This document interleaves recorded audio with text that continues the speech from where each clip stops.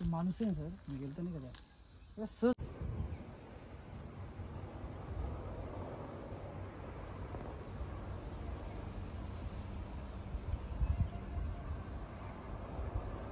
सांबार असते ना,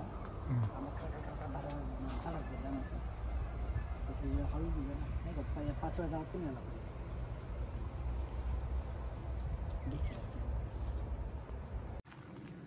नमस्कार मित्रांनो, आज मी आणि साबळे सर आम्ही दोघंही माळशेज घाटातल्या या जंगलामध्ये आलेलो आहोत. आणि या जंगलामध्ये येण्याचं एक कारण आहे की या जंगलामध्ये आढळणारी काटेकोंबळ नावाची वनस्पती आम्हाला पाहिजे आहे. या काटेकोंबळ वनस्पतीला आता या कालावधीमध्ये फळं लागण्यास सुरुवात होते. सुरुवातीच्या काळातली तिची फळं कशी असतात हे बघण्यासाठी आणि त्या वनस्पतीची माहिती घेण्यासाठी आम्ही या जंगलामध्ये फिरतोय.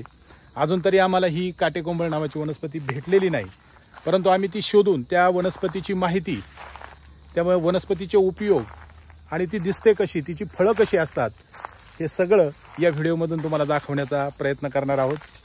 छोटेखानी व्हिडिओ असणार आहे, परंतु एका अतिशय छान आणि औषधी वनस्पतीची माहिती या व्हिडिओमधून आपल्याला होणार आहे.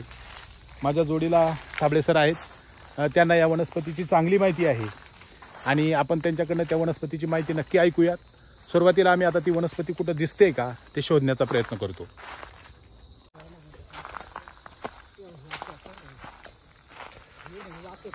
हां, याच्यावर असतं का?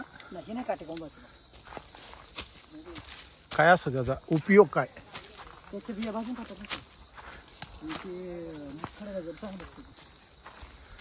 काटेकोंबळ ना?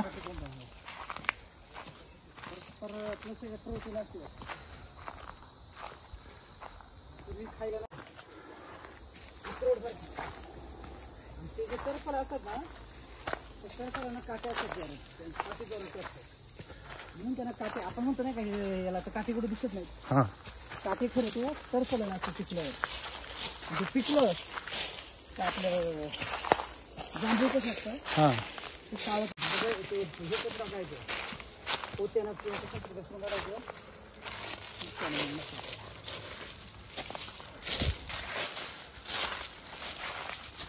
पालं खाली पाचोळा भरपूर आहे. मागच्या वेळेला आलते तुम्ही, इकडे आलते?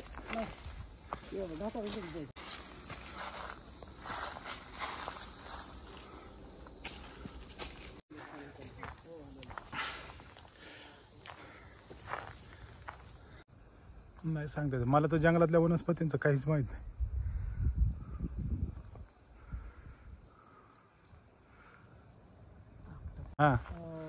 डुकराच्या पाठी आलतो आम्ही आणि जात असताना काय आलं, तिथे त्याने ससा धरला.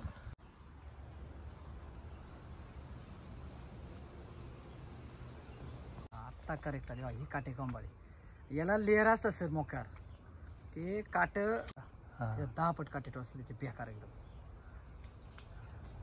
आतमध्ये जर घुसता निघालाय ना तर पॉयझनच होते. काय बोलता? हो, लय बारीक काटे आणि कडक आवडी एकदम निघाल. हो, वर भरपूर आहे तो. कुठे? हा, अरे वा, वर जाणार मी याला डायरेक्ट.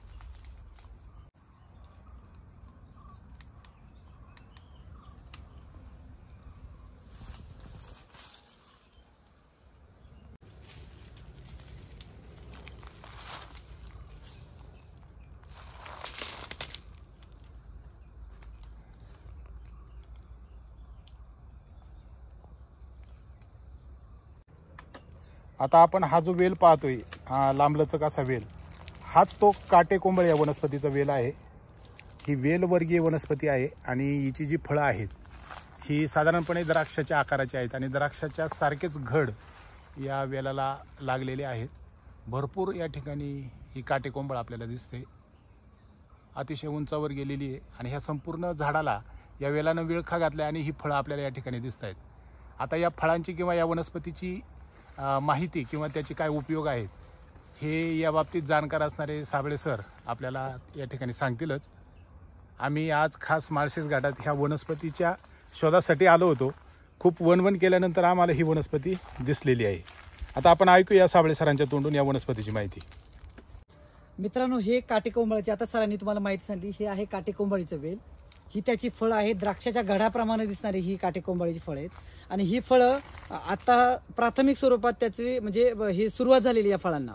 आणि ही फळं ज्यावेळेस ही जी वेल आहे या संपूर्ण वेलीला ही फळं आपल्याला पाहायला मिळतात. खरं म्हणजे या माळशेज घाटाच्या या परिसरामध्ये खूप सारे अशा वेली आहेत, खूप सारी अशी या काटेकोंबळाची झाडं आहेत की त्याला आपल्याला ही फळं आलेली भेटतात. साधारणतः जुलै आणि जून जुलै या 2 महिन्यामध्ये ही जी काही फळं असतात ही फळं परिपक्व होतात. आणि परिपक्व झाली की ती आपल्याला पूर्णपणे काळ्या रंगाची झालेली दिसतात. आणि काळ्या रंगाची ही जी काही फळं आहेत ही काळ्या रंगाची फळं हे जे फळे आपण पाहू शकताय याला खूप सारे थर तयार होतात, खूप सारे लेअर तयार होतात.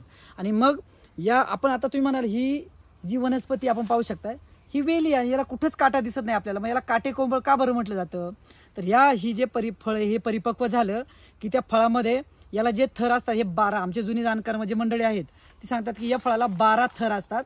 आणि या 12 थर असल्यामुळं या फळाला जे थर असतात त्या थरांचे ज्या वरती जे टरफल असतात टरफलाला काटे असतात. आणि ते काटे जर आपल्या हाताला लागले तर ते आपल्याला खूप सारे टोचत असतात. त्याच्यामुळे या फळाला काटेकोंबळ म्हणतात. या ठिकाणचे जे काही आदिवासी बांधव आहेत हे आदिवासी बांधव जुलै महिन्यामध्ये ज्यावेळेस शेतीची कामं उरकतात त्यावेळेस ते या ठिकाणी जंगलामध्ये येतात. आणि ही जी फळं असतात ही फळं परिपक्व झालेली घरी घेऊन येतात. आणि घरी घेऊन आले की तव्यावर ते मस्तपैकी भाजून वगैरे त्याच्या आतमध्ये जे मी तुम्हाला सांगितलं याला 12 टरफलं असतात. त्या 12 टरफलांच्या आतमध्ये एक जसे शेंगदाणा असतो तशा पद्धतीची एक बी असते. आणि ती खायला अतिशय रुचकर, थोडीशी कडसर असते परंतु अतिशय रुचकर आणि अतिशय चांगली असते. जुनी जाणकार मंडळ आम्हाला सांगतात की या फळामुळे ही फळं खाल्यामुळं, कारण हा वर्षभरातला एकमेव मेवा असतो, ही फळं खाली की पोटाचे जे काही विकार आहेत ते कमी होतात. आणि त्याचबरोबर या फळांमुळं या फळांपासून आधुनिक पद्धतीने आपण जर थोडीशी माहिती मिळवली तर या फळांमध्ये प्रोटीन असल्यामुळे आपल्या शरीराला त्याचा देखील फायदा होत असतो. अशा पद्धतीने ही जी काही काटेकोंबळाची वनस्पती आहे ही आम्ही या माळशेज घाटात खास करून ही पाहण्यासाठी आलेलो आहोत. आणि आपण पाहू शकताय अतिशय मोठी मोठी फळं द्राक्षाच्या घडाप्रमाणे आपल्याला ही पाहायला मिळतात.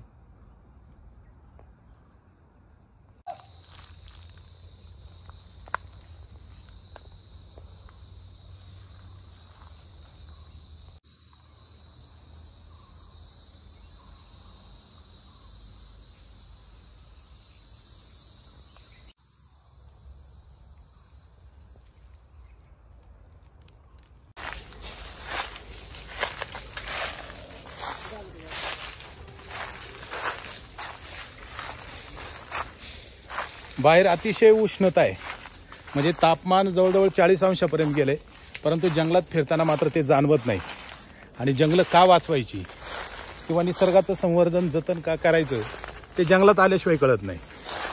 घरात बसून फॅनची हवासुद्धा आपल्याला गरम लागते, परंतु जंगलामध्ये अतिशय थंड हवेच्या झुळका लागत आहेत, गरम जाणवत नाही. आणि माळशेजचं हे जंगल अतिशय समृद्ध आहे. वेगवेगळे पशुपक्षी प्राणी या जंगलामध्ये आहेत, वेगवेगळ्या प्रकारच्या वनस्पतीसुद्धा या जंगलामध्ये आहेत. फक्त हे आपण सगळं जपलं पाहिजे. आता या ठिकाणी साबळे सर सांगतायत त्यांना सांबराच्या पायाचे ठसे दिसलेले आहेत, मी तुम्हाला ते दाखवतो. या ठिकाणी पहा, या जंगलातल्या पाऊलखुणा आहेत, हे जे आहेत हे सांबराचे ठसे आहेत. आणि ही जी आहे ही त्याची बैठक व्यवस्था आहे. सांगा ना.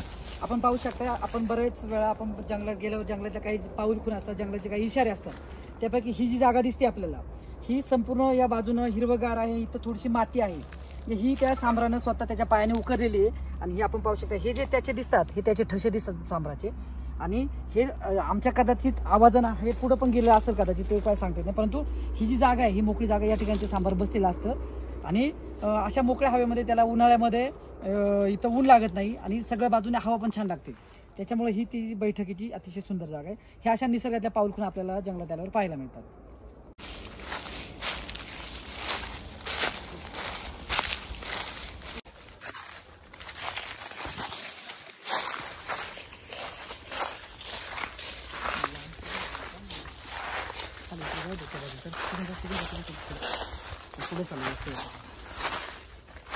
इथून ना